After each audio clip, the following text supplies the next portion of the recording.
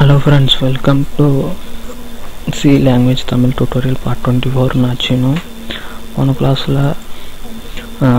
for loop பத்தி பார்த்தோம். இந்த கிளாஸ்ல அந்த for loopல nested பத்தி பார்க்க போறோம். இதுவும் நம்ம if nested if யூஸ் பண்ண மாதிரி தான்.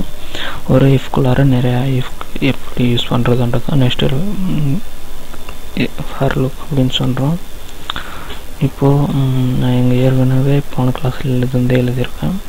இப்போ nested ன்றதுக்காக இன்னும் ஒரு ப்ரோக்ராம் எக்ஸ்ட்ரா எழுதி காட்டுறேன் பாருங்க. இப்போ நான் ஆல்ரெடி எழுதி வச்சிருக்கேன் ஒரு ஃபங்க்ஷன், அது நான் உள்ளார கொண்டு போயிடுறேன். இங்கே வந்து இன்னொரு ஃபார் லூப் எழுதுறேன், அதுக்கு ஒரு கண்டிஷன் ஏ,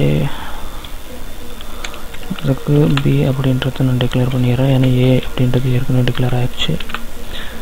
ஏயோட வேல்யூ லெஸ் தென், நான் ரொம்ப போட்டால் அதிகமாக போகும், ஸோ கம்மியாக போடுறேன்.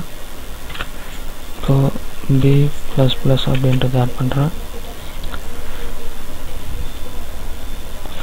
அது உள்ளார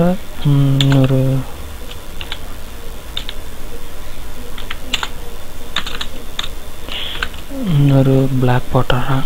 இப்போ இந்த பிளாக்கு இது ஓகே ஆயிடுச்சு, ஆனால் இந்த பிளாக்குக்கு இன்னொன்று போடணும்.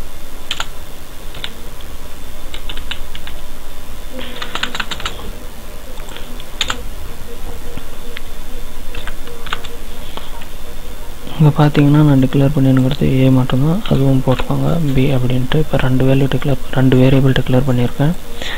ஏக்கு ஒன்றுன்னு கொடுத்துருக்கேன், பிக்கு ஒன்றுன்னு கொடுத்துருக்கேன். இது 5 டைம்ஸ் ரன் ஆகும். ரெண்டும் நான் ஒரே மாதிரி போட்டுடுறேன், ஈக்குவல் வர மாதிரி போட்டுடுறேன்.